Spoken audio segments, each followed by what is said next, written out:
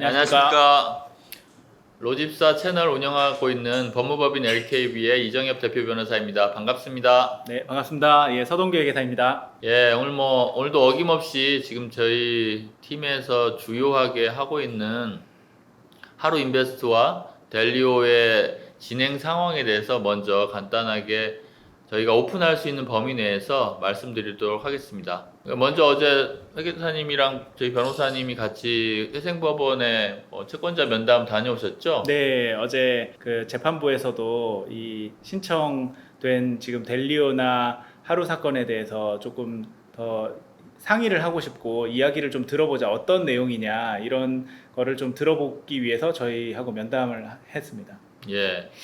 델리오의 경우에는 크게 델리오와 델리오 블루 대부 정도 있고, 또 해외 투자자, 그러니까 피해자라고 하죠. 해외 피해자들이 거의 없어서 좀 쉽게 이제 회생이 국내법에서 진행될 수 있는 반면에, 하루 인베스트 같은 경우는 지금 블록크래프터스, 그 다음에 이제 하루 인베스트 코리아, 블록크래프터스 랩스, BC, 싱가포르 법인 BC 하루, 리투아니아, 여러 가지 다양한 그 법인을 그 하루 인베스트와 관련돼서 만들어 두고 있어서, 예, 사실은 이 피해자들이 예치한 가상자산의 소유권자가 과연 누구이냐, 법인격상 누구이냐가 되게 중요한 문제입니다. 근데 사실 그게 분명하지가 않아서 저희가 어쩔 수 없이 관련된 관계회사 모두를 일종의 이제 기업 집단으로 해서 그 회생 신청을 한 상황입니다. 예, 그러니까 과연 돈 맡긴 곳은 어디냐? 그 진짜 앱을 만들어서 거기다 맡겼다는데 그러면 그 앱의 실제 소유주는 누구냐? 뭐 이런 이제 좀 질문이었었고요. 예, 그래서 저희가 지금 약관을 보면 그 하루 매니지먼트라는 버진 아일랜드에 있는 회사가 이 약관상에는 회사, 당사자 이렇게 나와 있기는 하고요.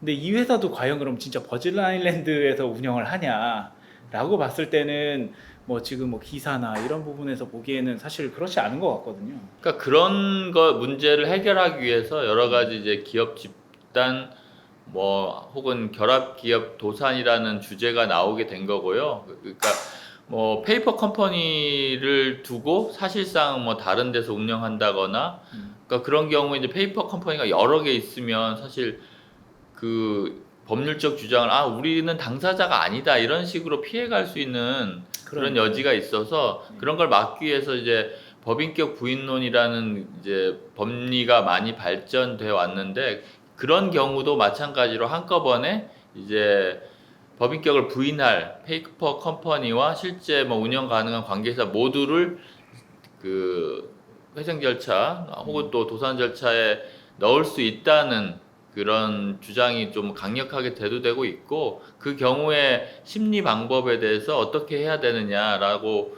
좀 여러 가지 논의가 계속되고 있는데요. 저희가 한 이런 하루 인베스트와 같은 사건이 이제 예전에 동양그룹과 관련돼서 모회사 자회사들을 모두 한꺼번에 이제 그 도산 절차에 도산 진행하는. 절차에 넣은 것도 있었고, 다른 제가 한 사건 중에서도 이제 사실상 관계회사들이 페이퍼 컴퍼니인 경우 모두 동일한 관리인이 이제 회생 절차를 진행하도록 한 사건도 있었습니다. 이건 사실 회생에만 국한된 내용은 아니고 저희가 뭐 형사적 이슈를 제기할 때도 또 마찬가지 아닌가요? 예, 맞습니다. 그래서 지금 저희가 회생 신청한 회사의 대부분의 경영자, 그렇죠. 또 임직원들이 동일하고, 그리고 또 운영하는 그 점포나 또 사업장이 동일하고, 그리고 어떤 경영적 판단도 비슷한 사람들이 서로 이제 협의를 해서 이루어졌다고 인정이 되고 있기 때문에, 사실은 그 사람들이 이 하루 인베스트의 투자자 혹은 피해자들에게 이러한 서비스가 있다라고 그런 광고를 하고 어떤 위법한 서비스를 제공했기 때문에, 그분들은 다 형사상 개인적으로 책임을 지고, 그 임직원들이 소속한 그 회사도 마찬가지로 상법상의 이제 이사들이나 아니면 대표이사의 불법 행위에 대한 책임을 지도록 되어 있기 때문에, 결국 그 회사들은 모두 연대해서 그 지금 피해자들에게 책임을 부담할 여지가 있고 그렇기 때문에 그 손해배상 채권이나 아니면 지금 예치금 반환 채권을 생각해 보면 모두 지금 도산 위기에 있고 회생 개시 사유가 된다고 볼 수 있습니다. 그래서 어제 뭐 그 지금 델리오 사건과 하루 사건 이렇게 크게 두 개로 나눠 보면 그 각각 뭐 이제 재판부는 좀 다른 재판부로 배정을 받았는데요. 그래서 뭐 일관된 분위기로는 일단 채무자 그러니까 그 채권자분들이 많고 다수의 사건이고 규모가 뭐 적지 않다 보니까 사실 굉장히 신속하게 절차에 대한 진행에 대해서도 뭐 어느 정도 공감을 하시는 분위기였거든요. 예, 가장 중요한 것은 뭐 보통의 경우에 이제 그 운용의 묘를 살리는 건데요. 이런 경우에 재판부가 별개라고 하더라도 이제 그 관리인은 동일한 관리인 그리고 조사위원도 동일하게 갈 가능성이 크고요. 그렇게 해야 이제 한꺼번에 또 통일적으로 그 회사의 회생 절차를 진행할 수 있어서 아마 그렇게 되지 않을까 생각을 하고 있는데 채권자 대리를 저희가 하고 있고 또 채권자 신청의 회생 사건이기 때문에 재판부와 긴밀하게 협조하면서 빠르게 진행될 수 있도록 노력하겠습니다. 예, 그리고 뭐 아무래도 그 재판부가 가상자산에 대한 이해도나 이런 부분은 그 조금 더 이렇게 저희 그 전문가들이 필요로 하다 보니까 저희가 그런 전문가적인 그 의견이나 뭐 이런 뭐그 저희 온체인 분석이나 뭐 이런 부분들도 좀 계속 해서 분석해서 그 자료를 제공해 드리는 이런 필요성도 있어 보이더라고요. 예, 맞습니다. 그래서 지금 사실 그 아직도 이제 하루 인베스트의 그 인터넷의 프로토콜은 계속 돌아가고 있는데요. 지금도 뭐 그 지금 나와 있는 상황에서는 엄청나게 큰 고율의 수익이 여전히 또 있고 예. 그런 고율의 수익을 사실 어떻게 해서 가능한지에 대해서는 이제 추상적인 문구밖에 없습니다. 그래서 그 부분에 대해서도 지금 여전히 좀 그 회생에 들어가면 이거 인터넷상의 광고 자체가 그 예전에는 이제 공정거래법에 있었는데 표시 광고에 관한 법률 위반이 될 수 있거든요. 그러니까 인터넷을 통해서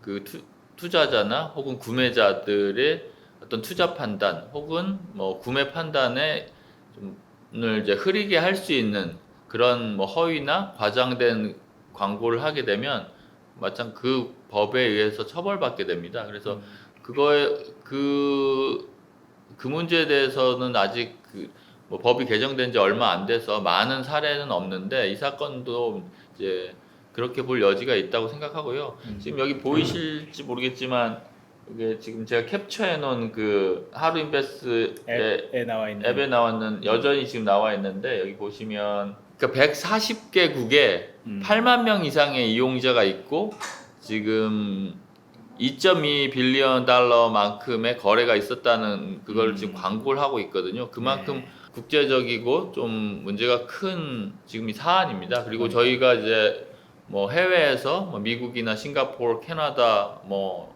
일본 이런 데서 지금 해외에서 하루 인베스트의 가상자산을 예치한 그 피해자들이 또 한국에서의 회생 절차에 참여하고 싶다는 의사를 많이 표현하고 있는데요.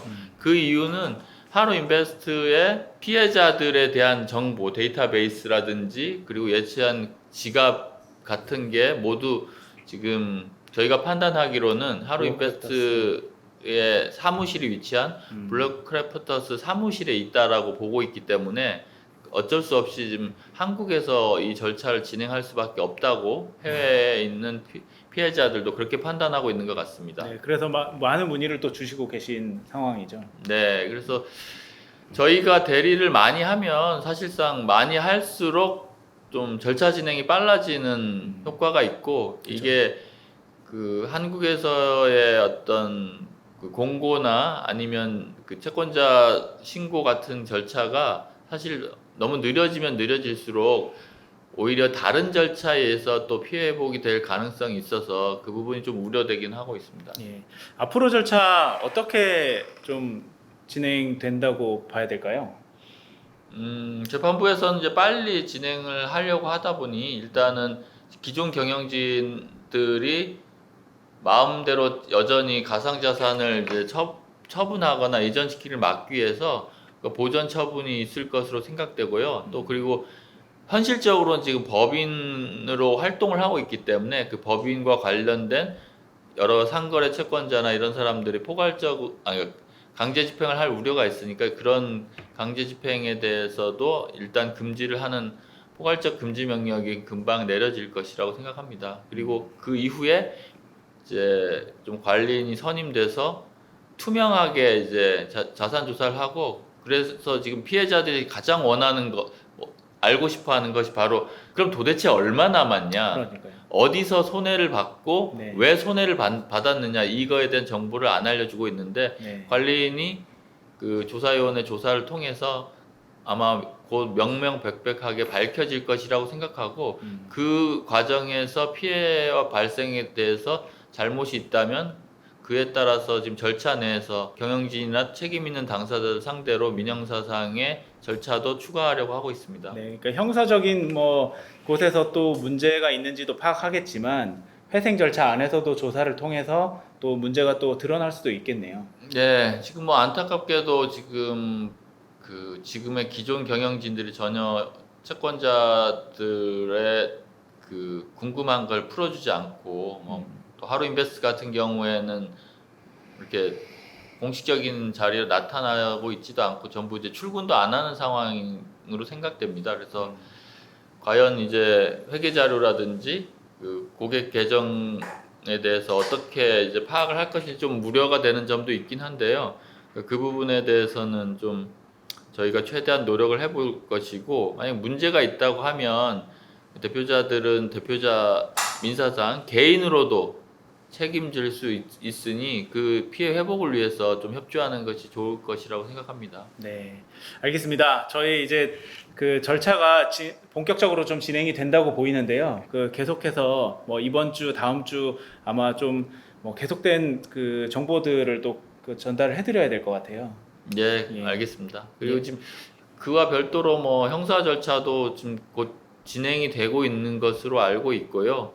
이제 조만간 이제 고소인 그 진술을 위해서 남부지검에도 또 가야 되는 상황인데요. 압수수색을 통해서도 또 밝혀지는 게 있을 수 있고, 회생 절차를 통해서도 밝혀지는 게 있을 텐데, 저희가 굳이 형사 고소에 그치지 않고 회생 절차도 하는 이유는 채권자들 스스로 그 해당 회사의 자산 내역이라든지 부실 이유 이런 것들을 스스로 판단하고 운명을 결정하기 위해서 절차도 진행하고 있는 것입니다. 예, 알겠습니다.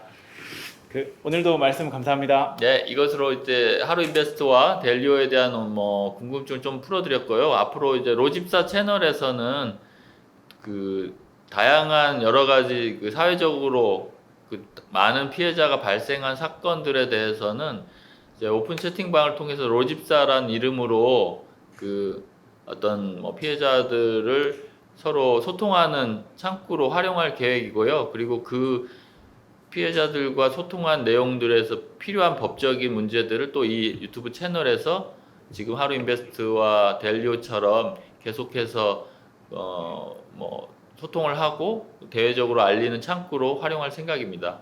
네, 그 많이 또 그 의견들 주시면 저희가 그것들 반영해서 또 예. 그 뭐 채권자분들, 뭐 피해자분들한테 또 도움이 될 수 있도록 노력하겠습니다. 예, 중요한 뭐 저희가 이제 집단 소송이나 뭐 회생 사건 같은 경우에 또 전문성이 있기 때문에 뭐 아주 큰 기업이나 뭐 중요한 기업이 갑자기 도산 위기에 몰리거나 그런 경우에 뭐 채권자라든지 아니면 주주들을 위한 그 오픈 채팅방도 마련할 예정이니까 로집사라는 이름으로 많이 검색해 주시면 감사하겠습니다. 네, 알겠습니다. 네, 감사합니다. 네.